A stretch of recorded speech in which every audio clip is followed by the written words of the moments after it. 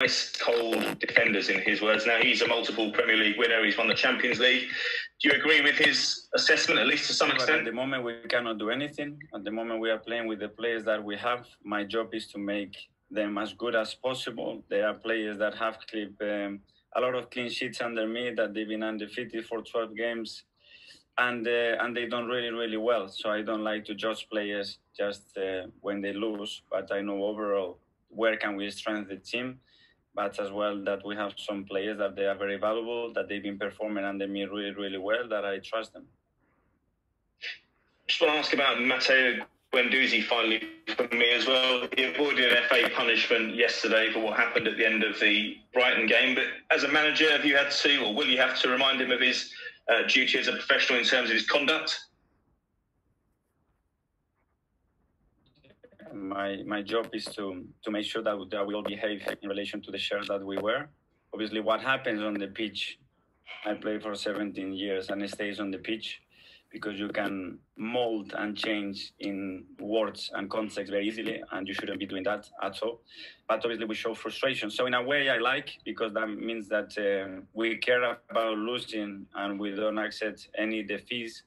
But I like those type of reaction earlier instead of after the football games. Thank you. Can I bring in Adam Cotier from Premier League, please? Hi, Mikel. Hello. What more do you want to see from your team in the match on Thursday? I think they are really willing, that they are trying really hard. And I was really upset because when I was talking about competing, is for 100 minutes now, the type of games are now digested with the water breaks and the amount of changes, that substitution you are able to make, that you have to keep that focus. And I hate losing, but I hate giving games away when they are under control and you deserve to win them. So it's about that edge, the way they run, the way they press, the way they care. It's completely changed, and I am satisfied with that, and we've done more than enough to win that football game. But at the end of the day, in the Premier League at this level, you give something to the opponent in some moments. Yeah, it's gonna be difficult to win football games in a row. Do you think the team has got what it takes to finish in the top four this season? So when you are winning 3 games, 2 in a row, 2 very different games, completely different to assess. I want to see that reaction and how much they want it, how they're going to react as a team as well, as individuals. And how do you assess the confidence in the squad at the moment? It's not about the confidence. I was about being upset, and you know that it's been your fault to lose the game. I think it hurts much more. I see the players willing to get back on Thursday and transform this into a win, and everything will be looking much, much better. But at the same time, you know, as a group, we have to be dealing with this situation throughout the season. You're going to lose 1 or 2 games on the track. Okay, how do you react? And just finally from me, Mikel, Emi Martinez is going to have a big role to play. He's been at the club a long time. It's a big step up for him now, isn't it? A big, important role for him to play in the remainder of the season, or how long? He's been very patient for a lot of years, waiting for this opportunity. Now it's in hand. He needs to enjoy it. He needs to take it, enjoy it, make the most out of it, and help the team when he really needs it. That's why he is here for. Thanks, Mikel. Thank you. Ian Abrahams, TalkSport. Hi, Mikel. How are you? Hi, Ian. I was at the game earlier in the season at the Emirates between Arsenal and Southampton, and Southampton were really good. I mean, they're really impressive that day. Danny Ings obviously scored a lot of goals from this season. This is another difficult task for you, isn't it, considering you haven't yet got a point since the restart? I know. It's a really difficult ground to go there. And I explained what the qualities of Southampton are. I agree with you. They are a really dangerous team.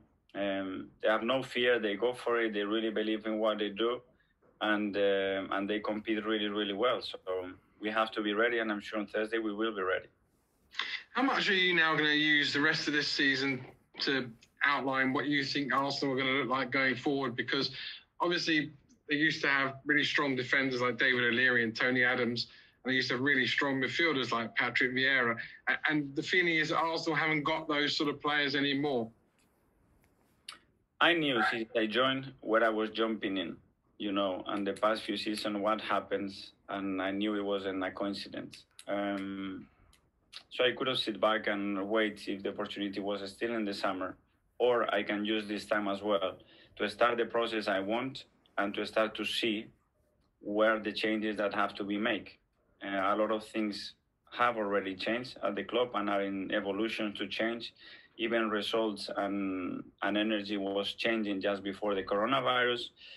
I cannot control everything. Now I don't have them in my hands for as long as I want during the day because they are in and out. And that obviously is not ideal for what we need as a team and as a club.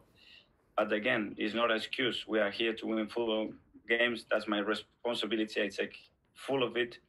But we are assessing a lot of things to make a very clear picture of what is going to take us to the next level, because right now it's not enough.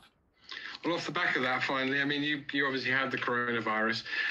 Today, the lockdown restrictions eased even further. Are you hoping that when we come back for the new season in September or whenever the new season will start, maybe there'll be slightly less restrictions, you'll be able to work more with your players? Well, hopefully, yeah, we can provide them a safe environment, which is the most important thing. Of course, we are willing, not myself, but all the managers and clubs in the world. It's the same with the fans, how different the games are. And you notice this in the rhythm and how do you compete in the quality of the game. It's miles away from what it was to. But we are living a unique situation and it's what we have. Thanks, Mikel. Thank you. Next, Nick Callow from Hayterstv. Evening, Mikel. I was speaking to a couple of Arsenal fans earlier today and I said, what would you ask him in a press conference? And they said, where's Gabriel Martinelli? And I'm reading since then that he's injured. What is the situation with him? Yeah, we had some really bad news again yesterday. In training, in the last action, he got hit by another player and he's damaged his knee. The doctor are assessing the extent of the injury, but it's not looking good at all. How long do you think he'll be out for? I mean, was he close to being in your plans for playing? We don't know, but it's looking months.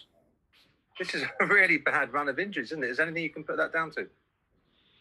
Well, if the two players bang each other, or if what happened with Pablo on his own, and a lot that we have in recent months, they are not muscular injuries, they are more traumatic injuries. But yeah, again, we've been really unlucky with that, and we have to deal with it. Away from the pitch, I presume this is a bit of a busy day, a bit like transfer deadline day, because by my reckoning, by tonight, you have to make decisions or secure deals with David Luiz, Mari, Cedric and Ceballos. What's the latest on that situation, those situations? Yes, it's very complicated, the timing of it and some of the legal issues that are involved with that. The club is trying to finalize everything in the next few hours. We have no choice, we have to do it, and even more with the injuries that we had, so we are trying to resolve this. Are you confident you'll have all of those players at your disposal, or do you think you'll have to do without one or two of them? No, I'm confident that we can do it. I hope so. You can do the deals. Let's ask just one final question. I remember the day you were appointed, some of us were lucky enough to go up to the Directors' Lounge with Raul Sanllehi and sort of lay out targets for your situation. At the time, the club was probably closer to the relegation zone than the top four place, but Raul said, we're going for top four. Now, looking at other sort of big clubs, Liverpool and Chelsea really did well when they had a season out of Europe. Have you considered that it could almost be a benefit if next season you've got no European football to distract you? I don't know. I'm telling you that I'm going to try to win the rest of the games, that's for sure, and not look more far behind than that. We have some examples there that it helped them in difficult situations when they were involved with the clubs, but it doesn't give you any guarantees. I want to win football games. I want to play in Europe next year. This is what this club has to be doing, and it's our responsibility to try to do that. Cheers, thanks.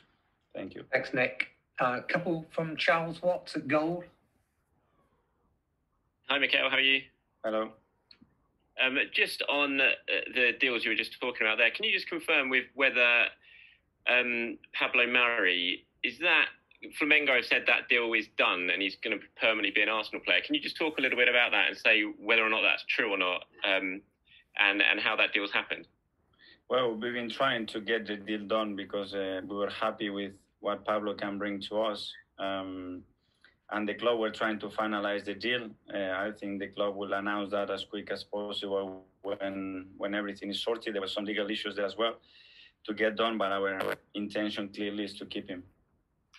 And that's for an actual permanent transfer. And on sort of financial issues, you've talked about this last week, have maybe been making getting these deals over the line quite difficult because of all the uncertainty. Can I just ask, what hope have you got for the summer? We hear about like Thomas Partey all the time, 50 million. Is a deal like that even possible for Arsenal, or is that sort of dreamland really? At the moment, just to predict what's going to happen in the transfer window, I think it's impossible. You've seen one or two clubs doing any sort of deals, but the rest is really, really quiet. As I told you, we have to assess the financial situation that we had, whether we have a very narrow gap or a bigger gap to do any deals. So I think we're going to have to wait another 4 to 6 weeks to see what we are able to do. And just lastly, on Cedric, we hear that may well be something you're hoping to turn permanent as well. Is that the plan with him?